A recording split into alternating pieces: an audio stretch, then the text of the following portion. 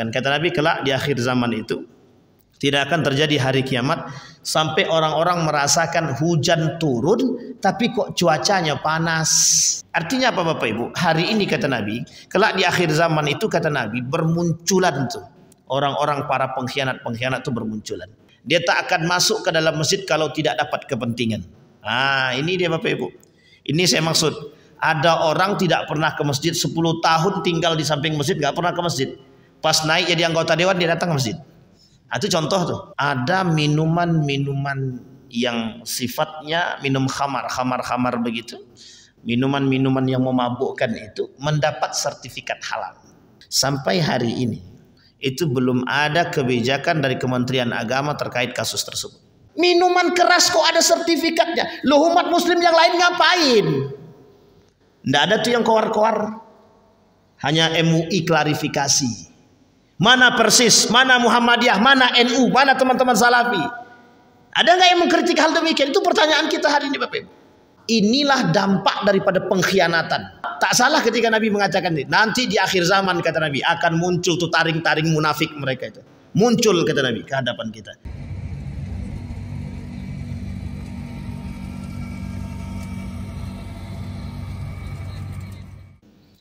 Ya ayuhan nasu taqu rabbakumul ladzi khalaqakum min nafsin wahidah wa khalaqa minha zawjaha wa batha minhuma rijalan katsiran wa nisaa'a wattaqullaha alladzi tasaaluna bihi wal arham innallaha kana 'alaikum raqiba.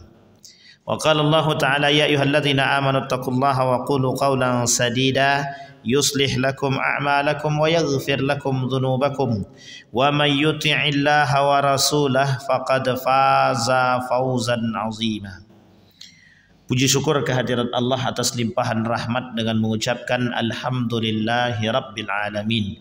Bersalawat kepada Nabi dengan mengucapkan Allahumma salli ala Muhammad wa ala ali Muhammad fil alamina innaka Hamidum Majid.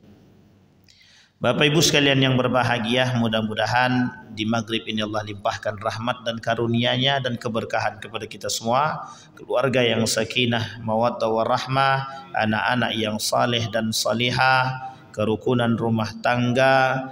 Untuk orang tua kita yang telah mendahului kita, Allah tempatkan di tempat terbaik di sisinya. Kemudian orang tua kita yang masih hidup, Allah sehatkan, Allah kuatkan, Allah berikan kelebihan, limpahan harta. Kemudian Allah jadikan istiqamah dalam ketaatan kepada Allah. Dan kita semua yang hadir malam hari ini insyaAllah selalu dalam ketaatan. Amin ya rabbal alamin. Baik Bapak Ibu sekalian yang berbahagia, pada pertemuan bulan lalu kita sampai pada nomor yang ketiga tentang prahara akhir zaman dari kitabnya Syekh atau Hasyim Al-Asy'ari, Mbah Hasyim. Kalau orang NU manggilnya Mbah Hasyim, apalagi orang-orang Tubuh Ireng itu juga manggilnya Mbah Hasyim. Tetapi kalau di sini beliau tidak dipanggil Mbah Hasyim. Kalau di sini dipanggilnya Buya Hasyim. Tapi kalau Buya Hamka dipanggil Buya Hamka. Kiai Haji Ahmad Dahlan juga sama. Dipanggilnya bukan Buya Dahlan, tapi Mbah Dahlan. Kiai Haji Ahmad Dahlan, Kiai Haji Hasyim Al-Asy'ari. Kemudian dalam kitabnya Risalah Ahlus Sunnah wal Jamaah pada nomor yang ketiga, kita ulang satu nomor. Pada nomor yang ketiga, Nabi berkata di dalam hadisnya, kata Nabi, la taqumus sa'ah hatta yatabahad nasu fil masajid. Tidak akan terjadi hari kiamat kata Nabi sampai orang-orang itu masuk ke dalam masjid, mereka bermegah-megahan, berbangga-bangga diri dan bukan melakukan salat. Di dalam hadis yang lain Nabi katakan, dalam hadis yang lain, kelak di akhir zaman kata Nabi ada orang yang yadkhulul masajid la yusalli fihi wa yatabaha fihi. Mereka masuk ke dalam masjid tapi mereka tidak salat kata Nabi. Tapi mereka justru berbangga-bangga dan bermegah-megahan masuk ke dalam masjid. Membanggakan diri akan kekayaannya, membanggakan diri akan kesolehannya, membanggakan diri akan kemegahan yang dia pakai. Jadi orang masuk ke masjid itu bukan untuk apa? Karena hati dia belum terlalu bersih. Sehingga kata Nabi kelak akan muncul orang-orang seperti itu. Nah, ketika kita melihat orang-orang seperti itu, bisa jadi tanda kiamat sudah mulai dekat. Artinya apa? Tidak akan terjadi hari kiamat, kata Nabi, sampai seperti itu bermunculan. Oh, sekarang tidak nampak Ustaz orangnya. Memang belum nampak. Karena orang seperti itu tidak menampakkan secara utuh. Hanya saja Bapak Ibu, ini oleh para ulama dikategorikan. Yang pertama, orang-orang yang suka pamer masuk ke dalam masjid. Orang-orang yang suka ujub, membangga-banggakan diri. Orang-orang yang suka merasa lebih. Orang-orang yang masuk ke dalam masjid bukan sholat tapi bermegah-megahan. Itu khusus perempuan. Tapi ada poin yang lain, pemahaman yang lain ada. Apa pemahaman yang lain tentang hadis tersebut? Kata Nabi begini, orang-orang itu masuk ke dalam masjid itu mereka tidak sholat, hanya ingin menunjukkan kemunafikan mereka saja. Allah sebutkan dalam Al-Quran itu, kata Allah dalam Al-Quran itu, wa idza qamu ilas salati qamu kusala, kata Nabi. Jadi orang-orang yang masuk ke dalam masjid, sholatnya tidak serius, bahkan mungkin tak niat sholat. Nah, orang-orang seperti ini kata Allah di dalam Al-Quran disebut dengan orang munafik. Jadi Bapak Ibu sekalian yang berbahagia, kenapa kok terjadi pertikaian dalam masjid? Kenapa kok terjadi di dalam masjid itu orang berantem, orang cekcok? Yaitu tadi, karena keangkuhan, karena kesombongan, karena fanatisme. Sehingga yang terjadi apa? Tidak ada tuh namanya keakuran itu. Si A punya kaswatul qalbi, hati yang busuk, hati yang rusak, hati yang mati. Artinya apa? Kalau ada manusia hati dia sudah mati, hati dia sudah tertutup oleh tinta hitam, itu yang ada pada diri dia satu, merasa paling benar. Yang kedua, orang seperti itu sulit untuk diomongkan karena dia sum'ah, mesti sum'ah. Sum'ah itu apa? Selalu ingin didengar. Nah, karakter ini hanya dimiliki orang-orang yang sombong. Karakter ini hanya dimiliki orang-orang yang angkuh. Siapa mereka? Salah satu orang-orang yang, contoh orang-orang yang sombong tadi dan yang angkuh tadi, mereka masuk ke dalam masjid itu bukan untuk sholat, bukan untuk ibadah, tapi tujuannya adalah tujuan-tujuan yang lain. Bisa jadi untuk mendapatkan pujian, bisa jadi untuk pamer, bisa jadi untuk bermegah-megahan, bisa jadi mereka masuk ke dalam masjid memang bukan untuk sholat tapi bermain saja. Artinya, wa idza qamu ilas salati qamu kusala. Kalau dia masuk ke dalam masjid hanya berharap untuk kepentingan dia. Dia tak akan masuk ke dalam masjid kalau tidak dapat kepentingan. Ah, ini dia Bapak Ibu. Ini saya maksud. Ada orang tidak pernah ke masjid 10 tahun tinggal di samping masjid, nggak pernah ke masjid. Pas naik jadi anggota dewan dia datang ke masjid. Itu contoh tuh. Contoh yang jelas. Kenapa? Karena pagi tadi begitu Bapak Ibu. Tadi subuh itu ada orang curhat dan cerita begitu. 10 tahun dia tinggal di dekat rumah dia dekat masjid Ustaz. Dekat musola ini Ustaz. Nggak pernah dia nginjakkan kaki. Kemarin alhamdulillah katanya. Pas mau pencalonan dia datang katanya. Astagfirullah wa atubu ilaik. Kembali pada poin tadi Bapak Ibu. Dan itu disebabkan karena apa? Disebabkan karena hadis yang sebelumnya. Hadis yang sebelumnya kata Nabi, kelak di akhir zaman itu akan muncul yakunu fi akhir zaman ubadun juhal. Akan bermunculan orang-orang yang bodoh nanti di akhir zaman itu kata Nabi. Itu sejalan Bapak Ibu. Kenapa? Karena mereka bodoh dari segi agama. Mereka tak mengerti. Bodoh di sini bukan berarti tak paham. Dia berilmu tapi tak menggunakan ilmu dia. Mereka tahu tapi mereka tak mengamalkan. Itu sama kategorinya bodoh. Sama dikategorikan bodoh. Orang yang berilmu tapi tak mengamalkannya. Itu hadis yang kedua dan yang ketiga. Nah, kemudian lanjutan daripada hadis tersebut, pada hadis yang keempat, siapa la taqumu sa'ah kata Nabi, sampai kalian akan melihat, tidak akan terjadi hari kiamat sampai kalian akan melihat qati'ur rahim. Bapak Ibu tahu qati'ur rahim itu? Orang-orang yang tadi tidak akan terjadi hari kiamat sampai mereka masuk ke dalam masjid membanggakan diri, pamer dan lain sebagainya. Poin yang kedua, orang yang datang tadi, orang-orang tidak akan terjadi hari kiamat kata Nabi sampai mereka masuk ke dalam masjid, tujuannya qati'ur rahim, untuk memutuskan tali silaturahim. Mereka tidak hanya di masjid, di luar masjid pun begitu. Hari ini orang paling mudah memutuskan silaturahim. Nabi kata dalam hadis yang lain kata Nabi, yusallimu ala man arafa wa la yusallim ala man la ya'rif.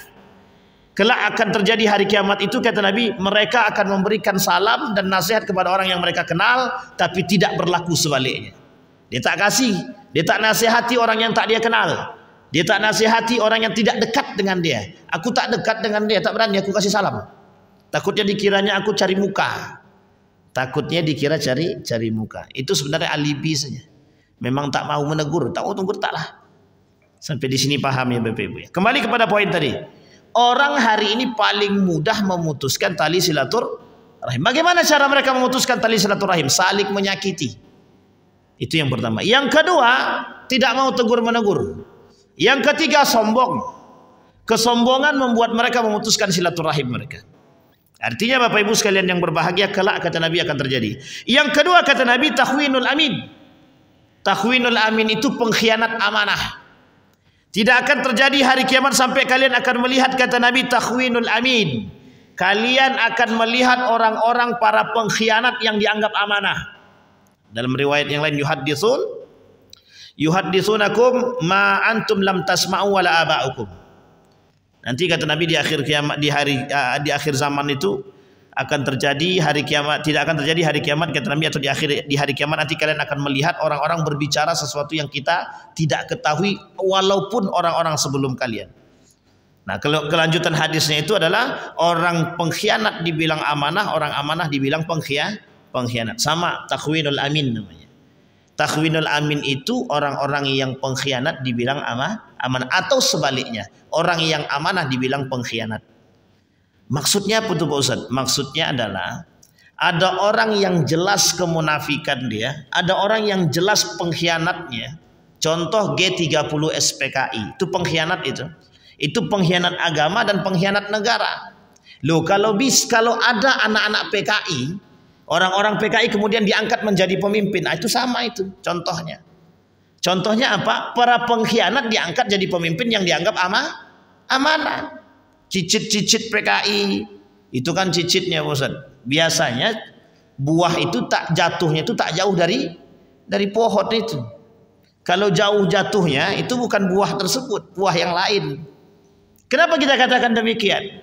Pengkhianat, orang tua itu akan mewarisi karakter dia kepada anak dia. Jadi anak itu akan mewarisi karakter bapak dia dan ibunya. Artinya apa kalau darah dia pengkhianat? Bisa jadi dia juga pengkhianat kecuali dia bertobat kepada Allah dan berada di lingkungan yang baik.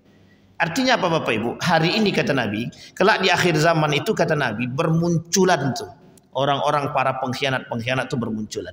Hanya saja kita tidak tahu. Kenapa kita nggak tahu? Karena kita tertutupi oleh apa? Oleh media yang mengatakan dia tidak pengkhianat, pada hakikatnya dia pengkhianat.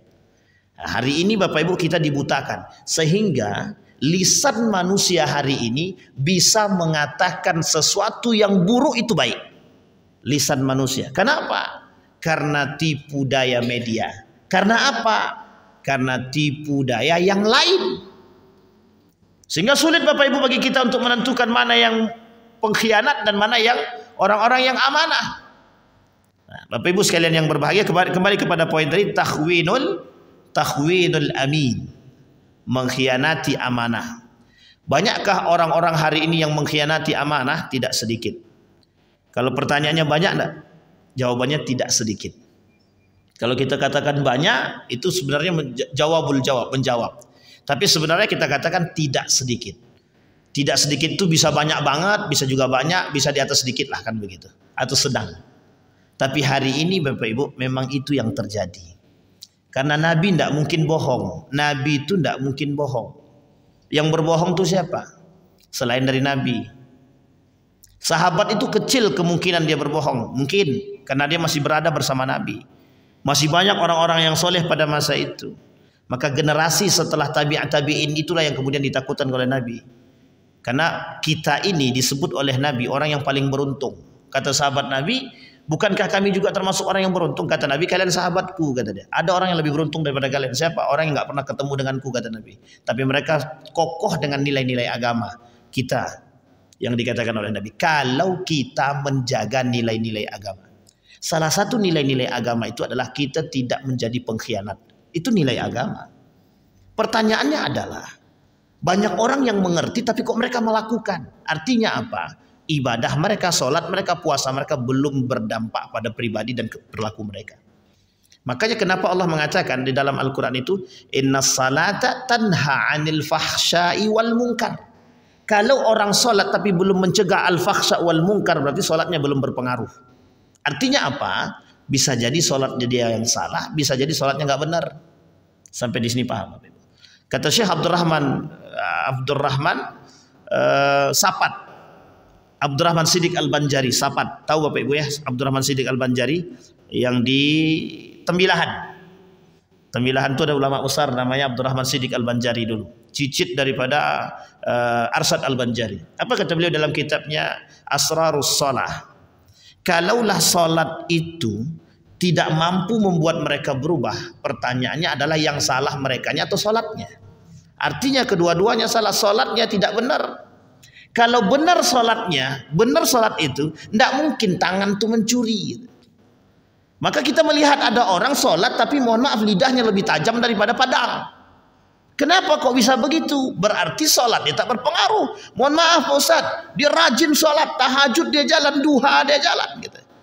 Tapi kenapa lisan dia kok masih lancar untuk mengucapkan kalimat-kalimat nggak benar? Kenapa dia masih suka menuduh orang?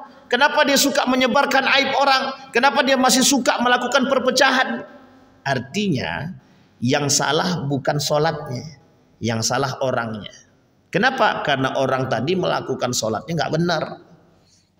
Sampai di sini Bapak Ibu paham ya. Jadi sholat itu pasti bisa mencegah perbuatan keji dan mungkar. Hanya saja sholatnya benar atau tidak. Kalau tidak benar sholatnya tidak bisa.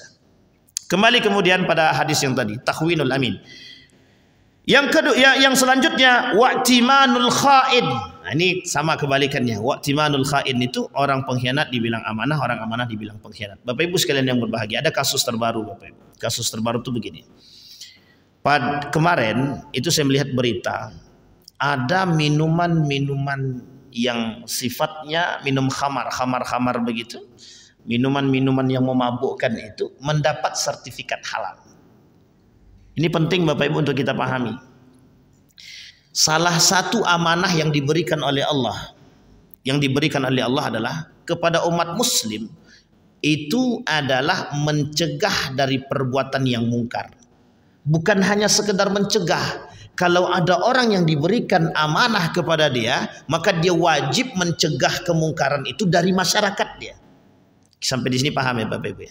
Sampai hari ini itu belum ada kebijakan dari Kementerian Agama terkait kasus tersebut. Itu yang pertama. Yang kedua, MUI sudah membantah. Apa kata MUI? Kami tidak pernah memberikan label halal. Betul, karena yang memberikan label halal hari ini bukan Majelis Ulama Indonesia. Sampai di sini paham Bapak Ibu? Artinya apa?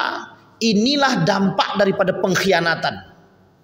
Ketika yang berhak memberikan label halal itu tidak diberikan haknya untuk memberikan label, tapi justru diberikan ke tempat yang lain.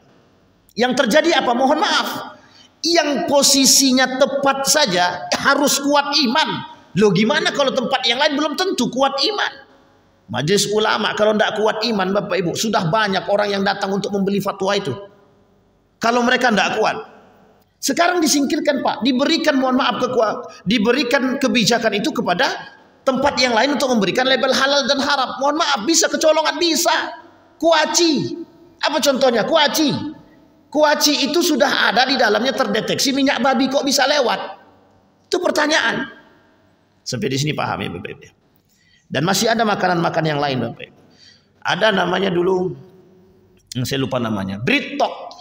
Sampai hari ini MUI, Majelis Ulama Indonesia, ketika itu masih MUI, sampai hari ini dia belum punya label halal.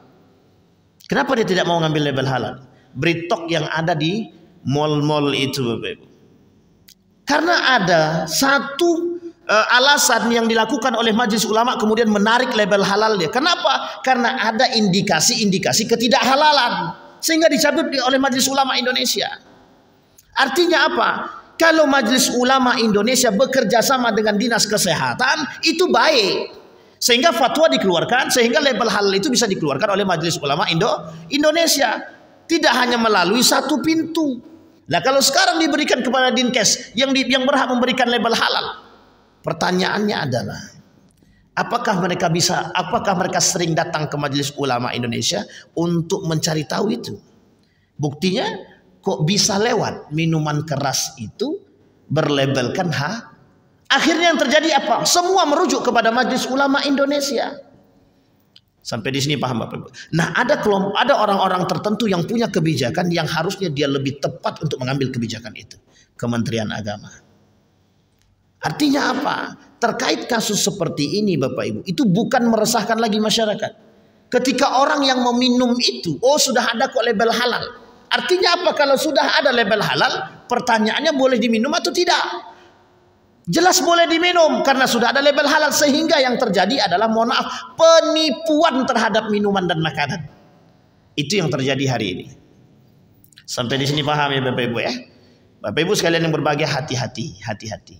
Dan saya berharap Bapak Ibu, saya sangat berharap sekali Majelis Ulama Indonesia itu bisa mencabut label halal daripada seluruh makanan-makanan produk Israel. Dan saya berharap betul itu. Biar orang tahu kalau kita tak bisa memboikot dia secara mutlak, kasih label haram gitu. Kalau perlu label halalnya cabut gitu. Mayora cabut label halalnya, pizza cabut label halalnya. Artinya apa? Kehalalan dan keharaman itu bukan hanya terkait pada itu dia, tapi ada unsur-unsur yang lain. Itu kalau dicabut sangat berpengaruh dan berdampak juga. Sampai di sini paham Bapak Ibu ya? Artinya apa? Orang yang amanah dianggap pengkhianat, orang yang pengkhianat dianggap amanah, kelak seperti ini yang terjadi. Sama kita rujuk kepada hadis yang lain, idza wussidal amru ila ghairi ahli fantadhiris sa'ah. Kata Nabi, kalau sesuatu itu diberikan kepada yang bukan berhak untuk memberikan kebijakan terhadap tersebut, maka tinggal tunggu tanggal main kehancurannya. Jadi mohon maaf, kenapa kita ini banyak kehancuran dia? Itu tadi penyebabnya. Jurusan teknik ikut ngurus agama, jurusan agama ikut nyuntik. Yang terjadi apa? Malpraktek. Orang teknik, orang ahli bangunan disuruh ngajar baca Quran, orang baca Quran disuruh ngajar ngaji. Kira-kira sejalan nggak tuh? Tahu nggak dia? Kalau dia belajar Al-Quran mungkin, tapi kalau dia tak pernah ngajar Quran disuruh ngajar Al-Quran, atau orang bangunan disuruh ngajar ngaji, dia nggak pernah ngaji, atau baru ngaji 2 kali sudah mengajar ngaji, kira-kira yang terjadi apa? Kerusakan. Rusak. Sama. Orang kerjaannya cuma mengaji, berdakwah dia, tiba-tiba disuruh ngecor, ya nggak nyambung lah, kan begitu. Nah, itu kejadian Bapak Ibu, kejadian. Kenapa kita katakan itu kejadian? Karena begitu keadaan kita hari ini. Siapapun bisa duduk menjadi kepala dinas di setiap bagian tertentu sekalipun yang bukan di bidang mereka masing-masing. Nah, ini penyebabnya apa? Faktornya pertama adalah kedekatan. Faktor pertama adalah kedekatan. Faktor yang paling besar adalah ketidakamaнаhan. Ketidakamaнаhan. Baik Bapak Ibu. Kita masuk hadis yang ke-5. Pada hadis yang ke-5 kata Nabi, la taqumus sa'ah hatta yakuna az-zuhdu riwayatan wal wara' tasannu'an. Tidak akan terjadi hari kiamat sampai kalian akan melihat orang-orang pura-pura zuhud gitu. Orang-orang zuhudnya itu dibuat-buat. Orang-orang wara' itu dibuat-buat. Tahu Bapak Ibu arti wara' itu? Wara' itu artinya menjauhkan perbuatan-perbuatan syubhat dan yang haram dari diri dia. Jadi kalau ada orang yang menjauhkan diri dia dari perbuatan yang haram, memakan yang haram dan yang syubhat, itu namanya dia sedang wara' namanya. Nah, kelak di akhir zaman kata Nabi, ada orang yang pura-pura menjauhkan diri dia dari hal demikian. Di lisan dia menjauhkan, di hati dia mendekat. Sampai di sini paham ya Bapak Ibu ya. Di lisan dia menjauh, di lisan dia menjauh daripada perbuatan yang haram, tapi kemudian di hati dia tetap berdekatan. Apa contohnya? Contohnya adalah sama Bapak Ibu seperti yang katakan tadi. Lisan dia berkata dia tidak berzina, tapi mohon maaf perilaku dia menunjukkan bahwa dia berzina. Itu tak sejalan apa yang dia katakan. Tak sejalan. Aku ini meninggalkan akhirat. Aku ini meninggalkan dunia. Aku tak butuh itu, tak butuh dunia aku. Pokoknya aku tak butuh dunia. Tapi mohon maaf, ketika diminta untuk melakukan sesuatu, misalkan jadi tukang doa gitu, berapa bayarannya katanya? Itu masalah berarti itu. Itu pura-pura zuhud namanya. Ada orang begitu, Bapak Ibu. Kita suruh, aku tidak butuh amplop, aku tidak butuh amplop. Tapi ketika tidak dikasih amplop, ngomel di belakang. Masa sudah 3 kali aku ngisi di situ nggak dikasihnya juga, nggak ada apresiasi dari masjid. Saya cerita ini fakta Bapak Ibu, karena saya sendiri orang yang kemudian di WA. Saya yang ngurus Bapak Ibu, saya ngurus kajian di salah satu masjid itu, karena beliau minta untuk tidak dikasih amplop, untuk terkhusus untuk ustadz tempatan kita nggak usah kasih amplop. Oke, dia yang minta 3 kali, berkali-kali. Kemudian dia WA saya, apa tidak ada apresiasi dari masjid? Saya bilang, ini orang ini orang pura-pura zuhud atau zuhud beneran? Dan itu fakta, saya ceritakan ini fakta. Saya tak sebut nama. Artinya apa Bapak Ibu? Lisan dia tak sejalan dengan hati dia. Ini yang kita takutkan Bapak Ibu. Yang kita takutkan. Karena sulit untuk melihatnya Bapak Ibu. Kita terpedaya dengan lisan mereka. Tapi kita mohon maaf tertipu dengan perbuatan mereka. Kita sangat takjub dengan lisan mereka. Tapi ternyata perilaku mereka tak sejalan dengan apa yang mereka sampaikan. Itu bahaya Bapak Ibu, itu berbahaya. Nah, ada orang kata Nabi kelak di akhir zaman itu pura-pura zuhud. Pura-pura zuhud itu bahaya Bapak Ibu. Kita lihat orangnya rajinnya sholatnya minta ampun. Ternyata mereka pelaku kemaksiatan. Baru-baru ini terjadi Bapak Ibu. Baru-baru ini terjadi, dan itu terjadi di lingkungan kita. Seorang perempuan begitu rajin deh Pak, mohon maaf, bangun malam tahajud dia Pak, duhanya jalan, dia tahsin setiap hari itu, dia tahsin. Ini kejadiannya baru-baru ini Bapak Ibu. Tapi mohon maaf Bapak Ibu, Allah tuh tunjukkan keadilan itu. Allah tunjukkan mana yang lisan yang berkata, mana yang perbuatan. Itu perbuatan, bukan hanya sekedar lisan, perbuatan. Kejadiannya apa? Ternyata perempuan tuh berzina. Coba bayangkan Bapak Ibu, berzina. Tiap malam bangun tahajud. Itu disampaikan oleh pihak keluarga kepada saya. Datang mereka, dia tanya, dia bilang, ini gimana Pak Ustadz? Ternyata berzina dia. Ada. Ini mohon maaf Bapak Ibu, saya sampaikan lagi.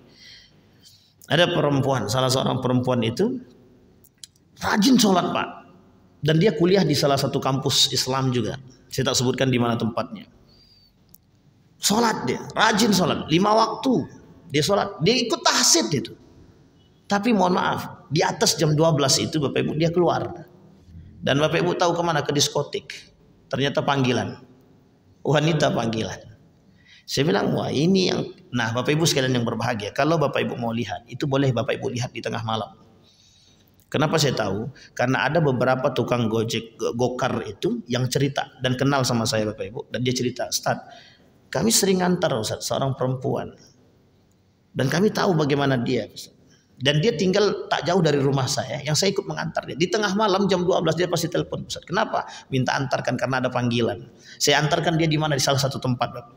Disebutkanlah salah satu tempat diskotik di Pekanbaru ini. Saya bilang, ya itu tadi.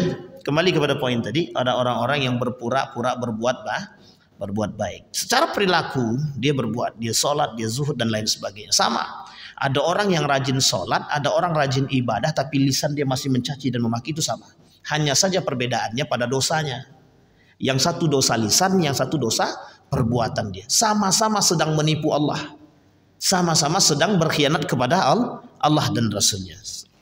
Bapak Ibu sekalian yang berbahagia, itu akan kita temukan kelak di hari kiamat.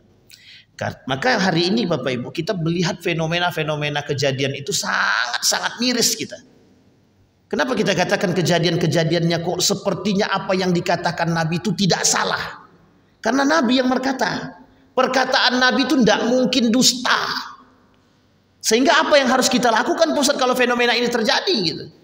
Kita yang harus menjaga keluarga kita. Makanya Bapak Ibu yang punya anak, termasuk diri kita yang jaga.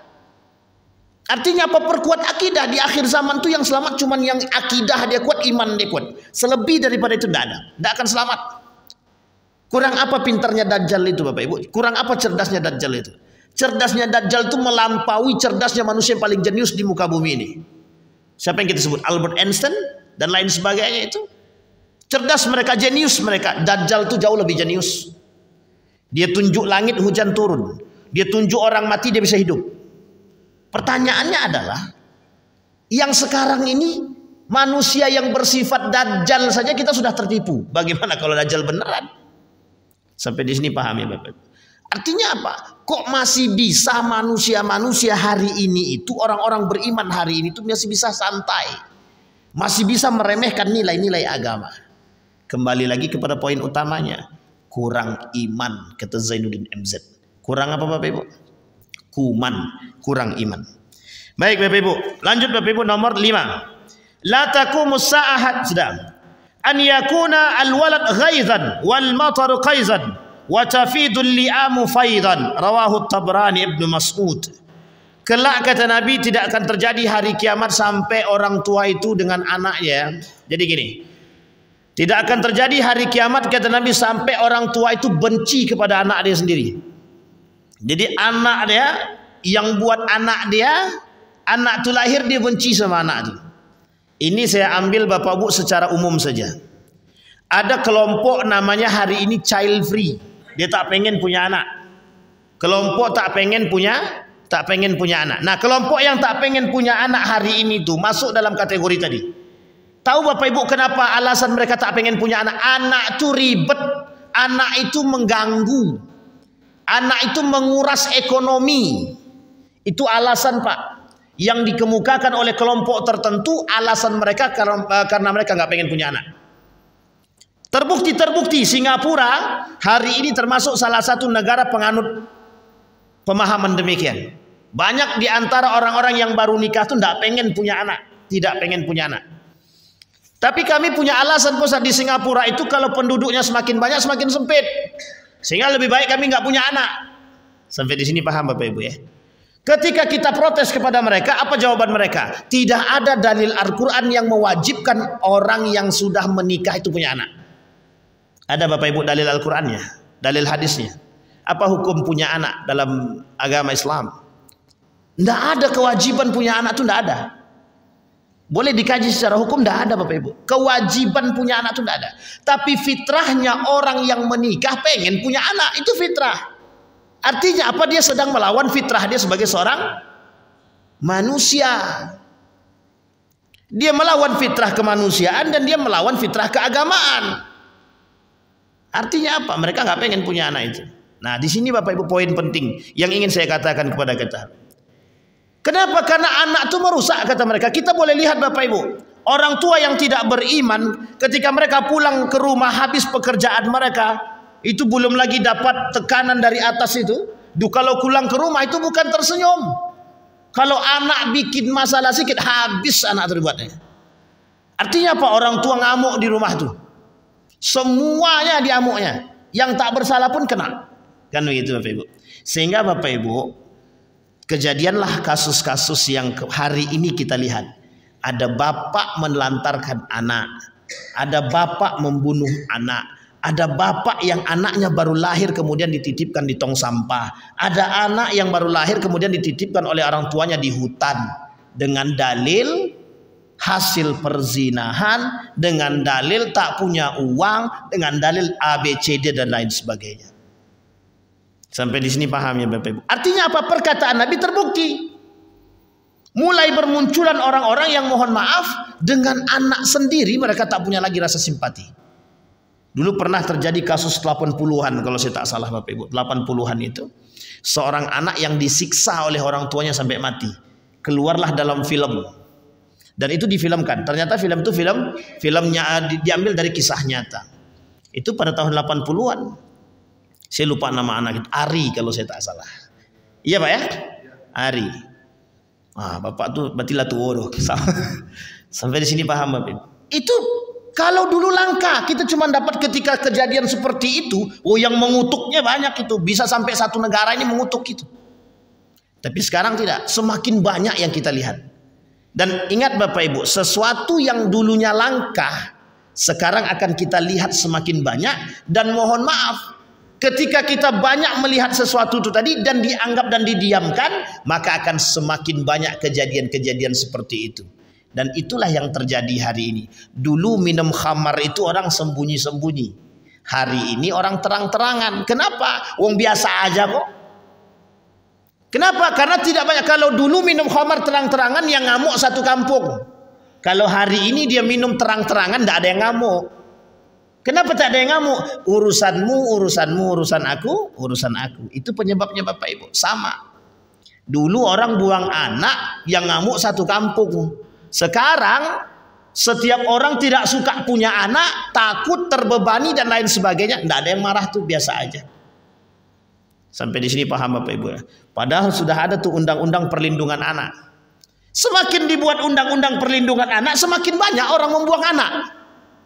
Sampai di sini paham? Artinya apa? Semakin kejadian yang dikatakan oleh Nabi semakin terbukti. Nah, Bapak Ibu kemudian Bapak Ibu sekalian yang berbahagia, kemudian kata Nabi wal matar qaiza. Ini yang belum nampak terbukti, tapi mungkin sebagian sudah bisa merasakan. Kata Nabi kelak di akhir zaman itu tidak akan terjadi hari kiamat sampai orang-orang merasakan hujan turun tapi kok cuacanya panas. Ada Bapak Ibu begitu ya? Nah, mungkin itulah semakin dekatnya hari kiamat. Kalau bahasa ilmiahnya itu, kelak di hari kiamat tuh tingkat panas, suhu panas tuh semakin tinggi. Semakin hari semakin bertambah. Sehingga ketika hujan pun datang, itu orang tidak merasakan lagi, tidak merasa lagi dingin. Nah, kita ambil contoh Bapak Ibu sekalian yang berbahagia. Di Saudi Arabia itu tingkat panasnya semakin hari semakin naik. Ketika musim panas itu, dulu musim panasnya mungkin cuma sampai 45. Sekarang tidak lagi, bisa sampai 50, bisa sampai 55. Itu bukan main-main, itu panas. Jemur sekarang 2 menit kemudian kering. 2 menit kemudian kering. Artinya apa? Tingkat suhu panasnya itu semakin bertambah. Kalau di Afrika itu ya mungkin sampai 65. Sampai 65 derajat Celcius. Itu bukan panas Pak, itu masak. Makanya kulitnya hitam-hitam itu kan. Nah, itu betul Pak, masak gitu. Tapi kok di Mekah itu panas kok nggak bikin hitam Pak Ustaz? Nah, itu kelebihan. Sampai di sini paham ya Bapak Ibu ya? Baik. Nah, kemudian yang terakhir Bapak Ibu dari hadis yang lain, kata Nabi, la taqumus sa'a, tidak akan terjadi hari kiamat kata Nabi. Hatta yasuda kulla qabilatin munafiquha. Ini yang berat untuk saya sampaikan Bapak Ibu. Kata Nabi tidak akan terjadi hari kiamat sampai setiap kabilah-kabilah itu, kelompok-kelompok itu memunculkan orang-orang yang disebut dengan munafik. Tidak akan terjadi hari kiamat sampai setiap kabilah-kabilah itu menunjukkan kemunafikan mereka kata Nabi. Nah, sekarang tak menunjuk lagi Ustaz, semuanya munafik isinya gitu. Ah, ini masalah tuh Bapak Ibu. Berat kita Bapak Ibu, hidup kita ini berat. Makanya kalau kita tak pandai jaga iman, tak pandai jaga akidah, kita yang terjerumus. Yakin saya katakan Bapak Ibu. Saya cerita dengan guru saya bilang sama guru saya, sudah meninggal almarhum itu. Saya bilang, Ustaz, ini kok sekarang ini zaman ini kok kayak gini kali Ustaz. Apa yang disampaikan oleh Nabi kok semuanya terbukti? Apa jawaban beliau? Sederhana, tidak bisa dihindari katanya. Hanya saja kuatkan iman, kuatkan akidah. Itu jawaban beliau. Pertanyaan saya kemudian, apa yang harus kita lakukan lagi kalau begitu gitu? Kata beliau, yang harus kita lakukan, paling tidak umat muslim itu saling menguatkan antara satu dengan yang lain. Lah itu yang menjadi masalah. Yang menjadi masalah itu. Umat muslim hari ini saling merenggang, bukan menyatu, saling merenggang.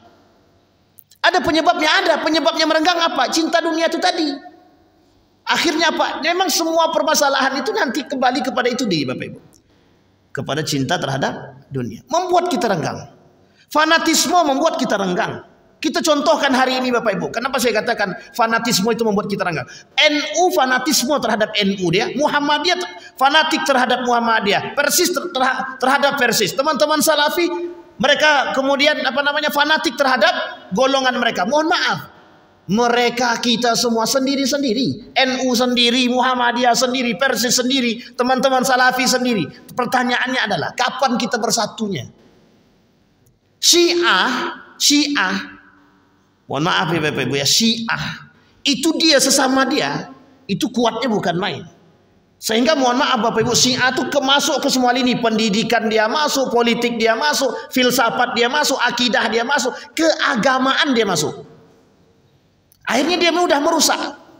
Coba Bapak Ibu bayangkan sekarang itu, ketika Iran berperang dengan Palestina, dengan Israel, hampir semua mata tertuju mengatakan wow, mereka membangga-banggakan Iran.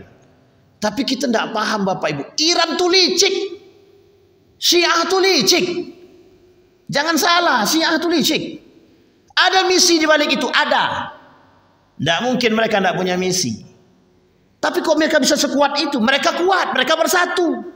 Kita bukan kuat lagi Bapak Ibu. Itu yang dikatakan Nabi di akhir zaman tuh, umat muslim banyak tapi kok lemahnya minta ampun. Contohnya apa? Itu contohnya kasusnya sudah real tuh Bapak Ibu. Masa khamar bisa ada sertifikatnya? Minuman keras kok ada sertifikatnya? Loh, umat muslim yang lain ngapain? Nggak ada tuh yang koar-koar. Hanya MUI klarifikasi. Mana Persis, mana Muhammadiyah, mana NU, mana teman-teman Salafi? Ada nggak yang mengkritik hal demikian? Itu pertanyaan kita hari ini Bapak Ibu. Kenapa? Kemungkaran yang dibiarkan. Kemungkaran yang akhirnya apa? Tak salah ketika Nabi mengatakan ini. Nanti di akhir zaman kata Nabi akan muncul tuh taring-taring munafik mereka itu. Muncul kata Nabi ke hadapan kita.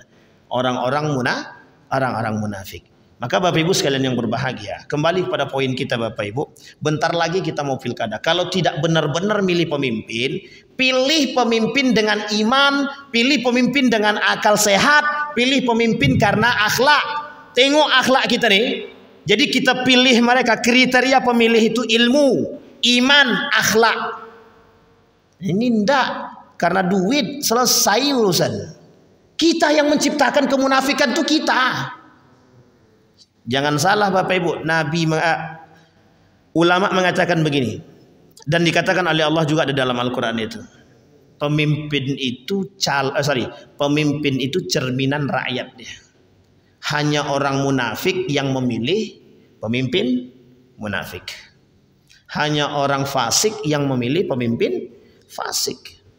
Jadi jangan salah pilih. Nah, ikhtiarlah, istikharahlah. Istikharahnya berapa kali Ustaz? 3 kali cukup istikharah. Tapi ingat, ketika istikharah tuh jangan taruh duit di situ. Jangan taruh juga baju-baju berlambang di situ. Ini tanah istikharah, tapi di depan mata tuh ada gambarnya, nomor 50 misal. Ah, itu susah tuh. Gimana kita mau istikharah? Yang nampak nomor 50 tak jadi istikharah. Aku sudah istikharah 3 kali, alhamdulillah nomor 50. Ya, di depannya 50. Sampai di sini paham ya saya Bapak Ibu ya. Artinya Bapak Ibu sekalian yang berbahagia, kita bisa berbuat hari ini dengan meminimalisir bermunculannya para kaum-kaum munafik atau para pemimpin-pemimpin munafik. Kata Nabi, yang memunculkan pemimpin munafik itu siapa? Masyarakat itu sendiri. Karena masyarakat itulah yang memilih pemimpin. Nah, artinya apa? Pemimpin yang kita pilih adalah cerminan diri kita. Kalau kita nih munafik, maka kita akan memilih pemimpin munafik. Tapi kalau kita tidak munafik, kalau kita beriman, mesti akan kita pilih pemimpin yang beriman. Kalau sudah tahu bobroknya, ngapain kita pilih? Kecuali kita tidak tahu sama sekali. Makanya kriteria pertama pemilih itu ilmu. Ilmu. Dengan ilmu kita memilih, bukan dengan nafsu. Oke Bapak Ibu sekalian yang berbahagia, bisa dipahami ya Bapak Ibu ya.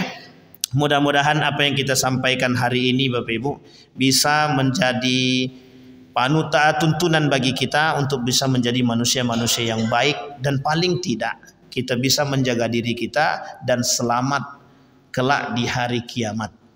Kelak kita bisa mempertanggungjawabkan, kelak kita bisa menjadi orang yang kokoh dan kuat. Karena mohon maaf Bapak Ibu, di akhir zaman itu yang selamat cuma sedikit. Siapa mereka yang beriman, yang kuat akidah, kuat iman. Sisanya Bapak Ibu, tersisalah kaum kafir dan munafik. Cuman 2 itu di akhir zaman kata Nabi. Maka Nabi, Allah akan hancurkan kelompok-kelompok tersebut.